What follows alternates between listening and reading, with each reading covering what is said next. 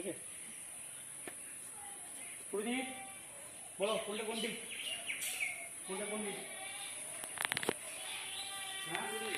আজ আমরা এসেছি কেতুগ্রাম থানা অন্তর্গত সীতাহাটি গ্রাম পঞ্চায়েতে শিলুরি গ্রামে। সেখানে একটি অতি সুপ্রাচীন মন্দির, জটাধারী মন্দির।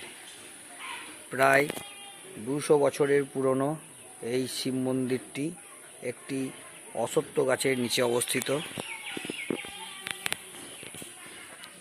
আমরা দেখতে পাচ্ছি অতি সুপ্রাচীন একটি মন্দির।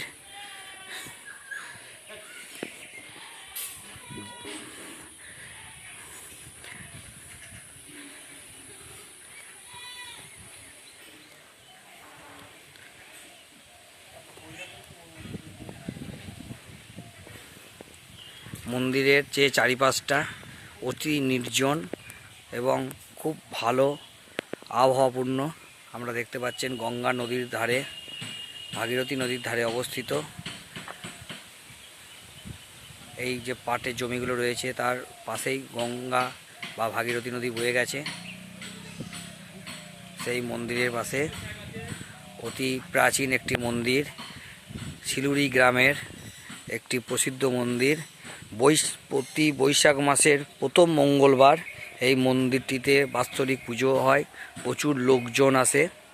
এছাড়া মন্দির সংলগ্ন রয়েছে একটি বিরাট নাট মন্দির, যেখানে গ্রামের অনেক অনুষ্ঠান এখানে হয়।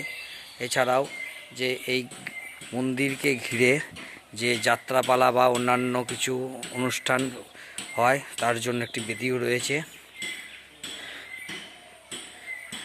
নাট মন্দিরের ভেতরটা আসুন দেখি একটু। আমরা দেখতে পাচ্ছি নাট মন্দিরের ভেতরেও অনেক বড়। এছাড়াও একটি সুন্দর হরি মন্দিরও রয়েছে।